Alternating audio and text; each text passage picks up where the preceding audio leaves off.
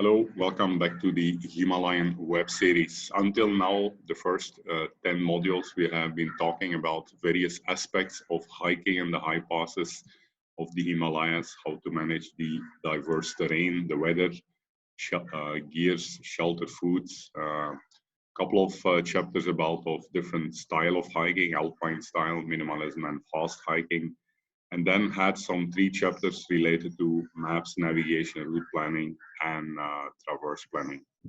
In the next 8 to 10 chapters, we'll be zooming into various regions of the Himalayas, starting with Uttarakhand, proceeding to Himachal, and finally Ladakh and Zanskar. I'll show you some beautiful ranges which are worth exploring, the different passes across these ranges, and showcase some nice photos and videos on every region. As usual, we are live at 8 every morning at this Zoom URL, not going live on Insta as the video quality is not sufficient for the slides.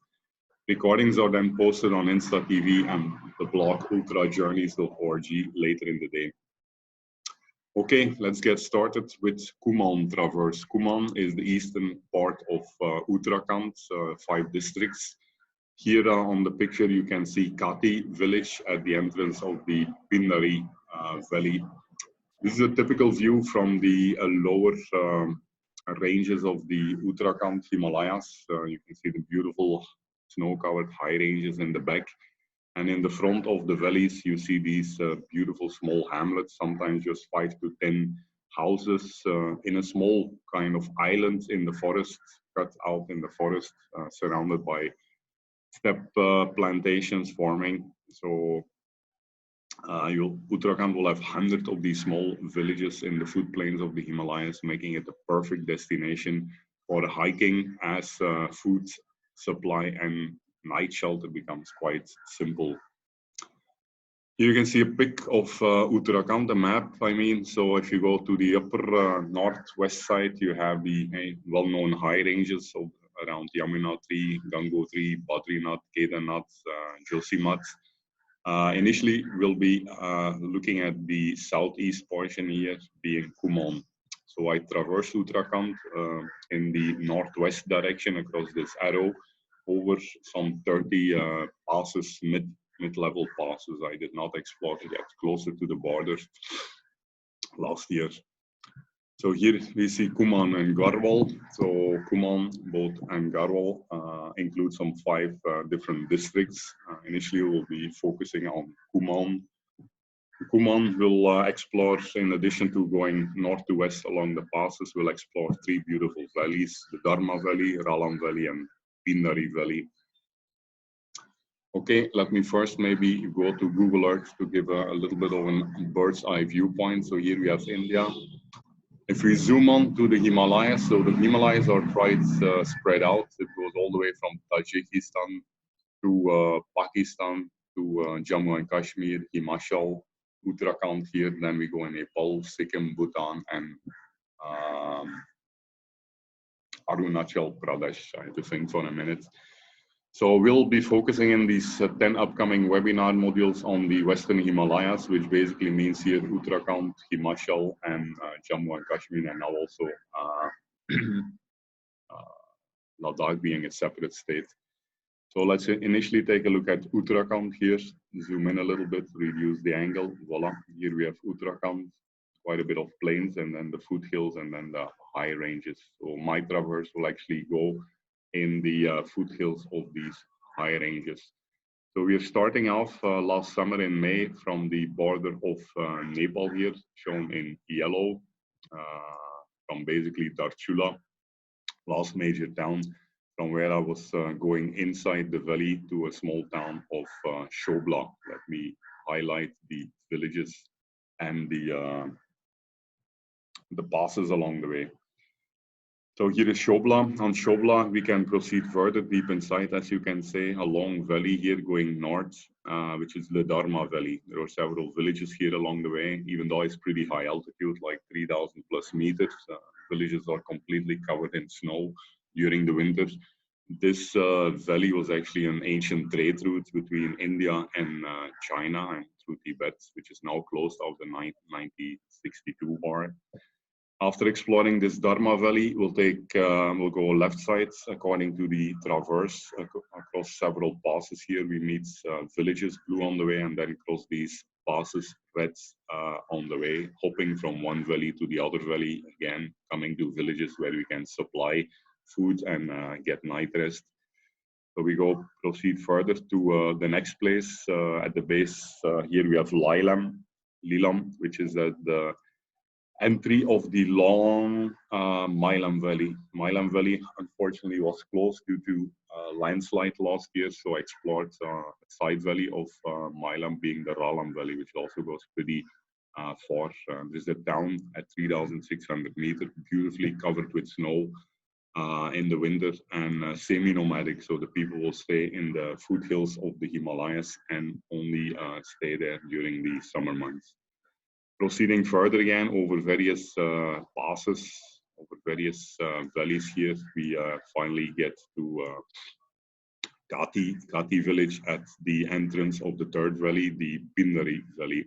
So here we can go all the way to the Pindra Glacier and the Pindari Baba Mat, which is a small ashram located at the base of the glaciers. Baba is running an ashram in Bangalore and moves to this place in the summer months.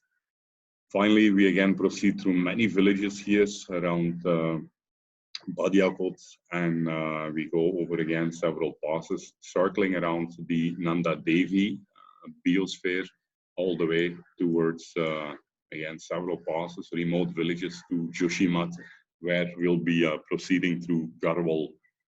Voila, this gives you an overall geographic idea. Now let's zoom into the specific regions a little bit more in detail. So here again, you can see a documented map. So you have the high ranges of Panchuli and the Nanda Bio Reserve, the three valleys of Dharma, Ralam here, Milam there, and Pindari, and then you see at least some 12 passes at the foothills of the Uttarakhand Himalayas that gets you east to west from the border of Nepal to Joshimath. Here are the passes which I covered, so including the three high points in the valleys, Dharma, Ralam, and Pindari. All the other ones are passes. You can see that the altitude is mostly below 4,000 meters, as this was done in the month of May, when there was still major snow above 4,000 meters. So perfect traverse in the month of April, May, and beginning of June. Even though the overall altitude is a bit less compared to the high ranges of Himachal and Ladakh, still the total climb and descent is quite significant. Some of these descents here, so even in the Ralam Valley itself, you climb up 1,750 meters, which is comparable to climbing in high pass in Ladakh, 5,000 meters from a base level of 4,000 meters. You can see I've indicated the level of difficulty of each of the passes, so you can pick out any pass here. Uttarakhand is pretty easy for hiking, well laid out paths, and hundreds of villages again for food and night stay. So let's start with the border of Nepal here, the first 4 passes, the Dharma Valley, as well as these Palsikal, Dartikarak, Dartikal, which basically are amazing. As you go over these passes, you come in uninhabited valleys in between. It's really beautiful to camp in the middle of the wild. Here you can see during early May, when we entered the Dharma Valley, most of the valley being at a pretty high altitude is fully covered with snow bridges. Dharma is a pretty long valley, has a road on the left side, has many villages, as you can see, some 6-7 different villages here. But it's quite difficult to access, needs GCBs actually to cut the road, to free the road of these big snow bridges. Here you can see a beautiful camp somewhere at 3,500 meters near the one of the last villages of Datu, from where you have beautiful views on the Panchuli massif. So these are 5 snow peaks. One is not visible, which are quite famous, 5,000 plus meter altitude, rising steep up from the alpine meadows below. Interesting in Dharma Valley, just like in Ralam Valley, is that there are many villages along these ancient tradeways. These villages are completely deserted. These are ghost towns in the winters from November till May. As people leave them, obviously, they are completely covered by snow. And they basically cover up all the doors and the windows during the winter, as there are still animals and cattle moving around there who should not get into the house and be attracted by the rations left in the house. So after exploring the Dharma Valley, we basically start going east to west over these various passes in Kumaon. You can see in the meadows, typically again, you find shepherds in their open shelters grazing their large herds in these open meadows. Beautiful forest. And then basically you climb over the ridges which are heading north to south. So you proceed east to west over these beautiful passes. You can see it here. You see the first one, Balsikyle, with a small temple at the saddle at the pass itself. Passes again at 4,000 meters are still pretty much covered in snow, given the heavy snowfall the previous winters. So it's a bit tricky to get down during these initial steep sections close to the pass when the snow is hard and frozen. Here you can see a view again from the base of the pass. So climbing on this frozen snow is very tricky because you can easily start slipping down and then end up hundreds of meters down in the valley. Very interesting to see in Uttarakhand, many places like Ladakh, Zanskar, they're building 2-lane highways, the government, to connect remote villages. In Uttarakhand, they are still actually employing pretty huge armies. Here, a group of 30 Nepalese to restore some of these beautiful cobbled paths. You can see here a path laid out with big rocks over sometimes almost 30-40 kilometers in very challenging terrain. So that's a huge mammoth effort where a lot of people are hired, which then every day complete maybe 30 to 40 meters of path. Again, almost in the middle of nowhere between small villages. So amazing that they are still keeping these paths in good shape. Some traditional picture here, a lady in Bona. After crossing 3 passes, we reach a small town of Bona, where you can see tradition at its best. Village is completely disconnected from road, just accessible by horse or foot walk. Here an old lady smoking a hookah pipe, beautifully handcrafted traditional thing with a stone upper section for the charcoal and the tobacco, and bottom metal section where the water will be located, and the rest of the pipe is actually made from local woods. The next section then, proceeding after the first 3 passes, we go again over several passes here to reach the Lilam, which is at the base of the long Milam Valley, again an ancient trade route with a number of villages in between. And then a side valley of Ralam, where at 3,600 meters here, 3,500, sorry, you find a village which was located on these ancient trade routes. You come across very small villages on the way to the Lilam Valley, Milam Valley, and Ralam valleys here. Beautiful settlements connected not by roads, but still very traditional, only accessible through beautiful pathways. Here you can see at Dangdangdar, my host, who I met somewhere on the way to a high pass, who told me actually to stay at his home. Very friendly gentleman. I don't speak Hindi, so we're just communicating with smiles and hand signals. And as you can see, most of the labor here, and most people are into farmer, but most of the labor is with hands and animals. There's no mechanized tractors here, as those tractors cannot reach to these inaccessible places not connected by roads. Here you can see the beautiful cobbled paths, not just in this region, but all across Uttarakhand. So amazing laid out rock paths between these small villages. Very easy, you cannot lose the way. And not quite, I mean, much easier to hike across these flat paths compared to the challenging trails of the Himalayas and sometimes Ladakh. Everywhere you go through these small hamlets, sometimes just 3 to 5 huts or small houses, people will be surprised to see you, as these are non-touristic places, and immediately show their hospitality, inviting you to share some tea or even give you some food along the way. Here one lady is presenting me some rotis with some nice vegetable.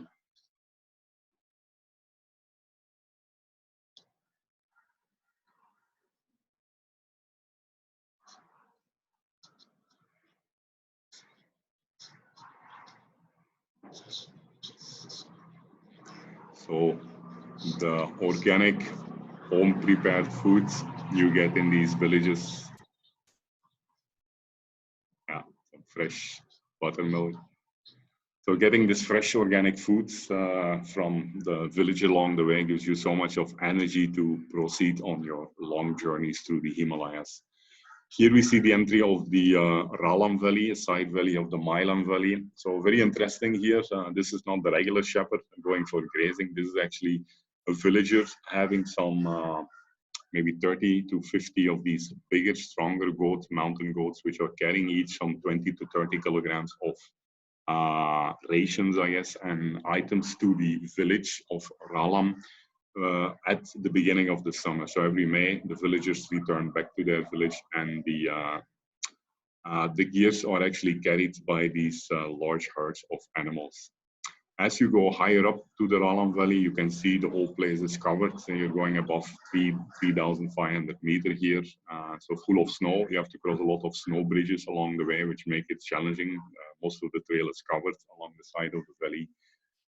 This valley is called the White Ganga due to the milky color of the river flowing in the Ralam Valley. You can see it's quite challenging. Parts of the trails are completely covered by snow still at these high altitudes in the beginning of summer. So walking on this needs a pair of hiking poles. Lucky the snow is already a bit soft in the beginning of winter, so you can cut steps into the snow. Here a small video showing that it's quite challenging to cross these inclined snow sections.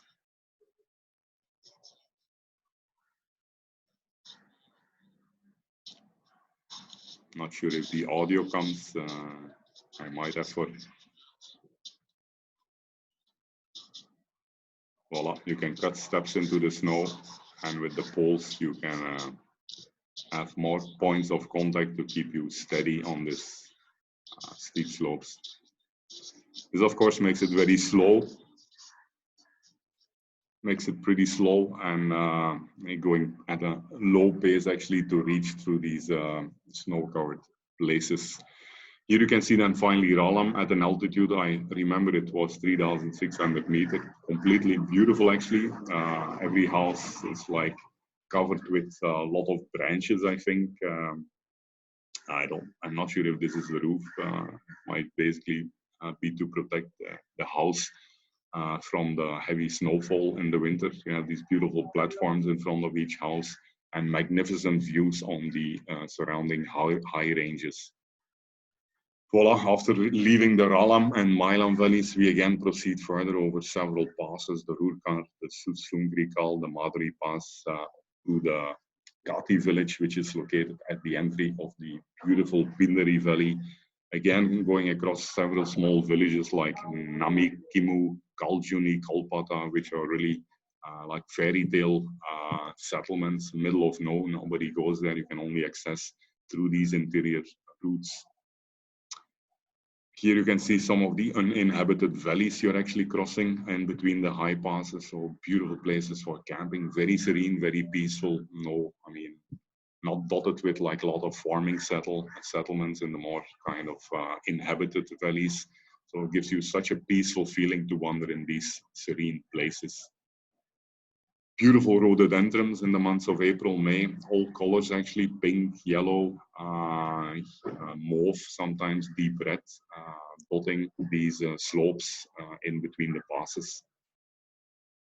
Unfortunately, just like in Himachal and Ladakh, many of these remote settlements have been abandoned by their inhabitants. You can see here an unknown settlement near the Madhuri Pass, where again the youth, the young generation leaves the remoteness, the hardships of this existence, especially in the winters when this is fully isolated, to the comfort level and the easy money they can earn in the cities. And except for one or two elders, which might be remaining in one of these houses. It's completely deserted.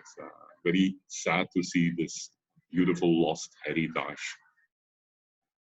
In the villages that are still inhabited at a slightly lower altitude, you see a lot of tradition, a lot of beautiful hand-carved windows, doors, traditionally kind of looking dressed people.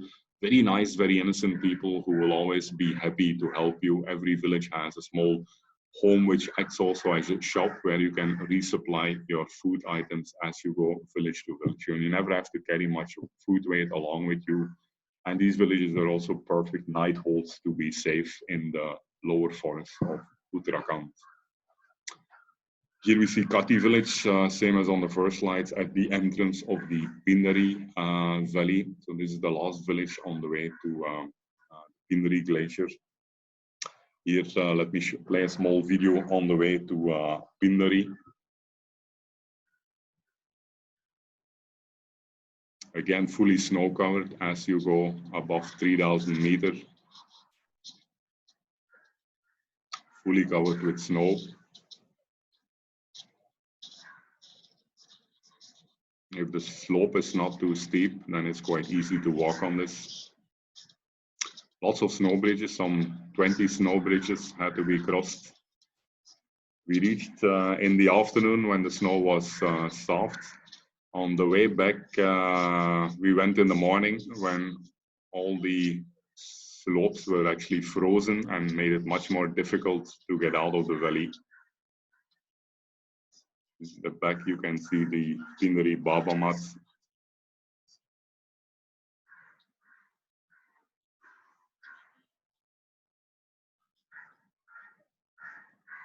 Okay, here finally then you come at what we call the Pindari Baba mat, collection of a couple of houses, a small ashram at the base of the Pindari Glacier, around 3,600 meter height. Again, completely covered during the snow. And as we were returning back from this place, the Baba himself came with a couple of villagers carrying all his blankets and rations to stay here for the whole summer till the month of November when it again starts snowing.